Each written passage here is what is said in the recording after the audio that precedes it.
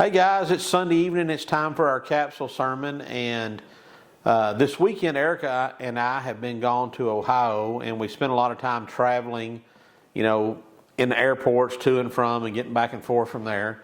And it's one of the things I absolutely dread because if you ever spent any time in an airport, it's almost like everybody is just so concerned with themselves that they don't pay any attention to anybody around them.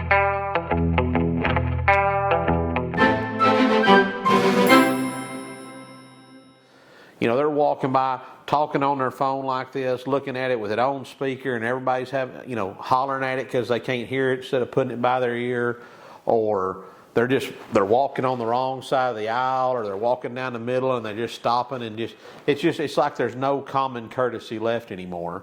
And it really, I get aggravated before we ever get there. But then I realize that I'm probably doing something wrong in the airport too. I don't always know where I'm going, and I'm probably doing, maybe I'm the one that's looking at it the wrong way and I'm doing the wrong stuff. So it got me to thinking about a Bible verse there. And, when you put your lives out on social media, you get all kinds of people telling you what you're doing wrong and how you're doing it wrong, or especially if you try to spread the gospel, you get called a hypocrite a lot and told how, you say this, but you're not doing this thing right over here. Well, none of us are perfect, guys. We're all sinners. But I want you to listen to what the Bible says to us. This is in Matthew chapter 7, I'm going to read verses 3 through 5 to you. It says, "And why do you look at the speck in your brother's eye, but do not consider the plank in your own eye? Or how can you say to your brother, 'Let me remove the speck from your eye,' and look, a plank is in your own eye? Hypocrite!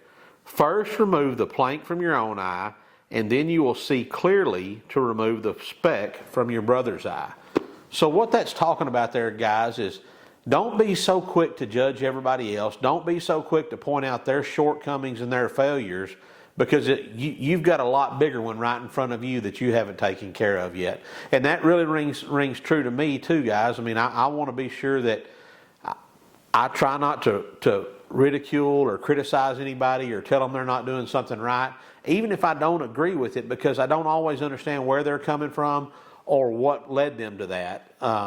So guys, just really think about that as you move forward. I'm not saying that you don't need to point out if somebody's committing sin, but remember the way that Jesus did it. Do it lovingly, doing it in a way that you're trying to help them. Like the Bible says here, once you've removed those sins from your own life, then you can help your brother remove the speck from his eyes. So guys, I hope that helps you a little bit in this coming week. Remember, I love you. God bless you.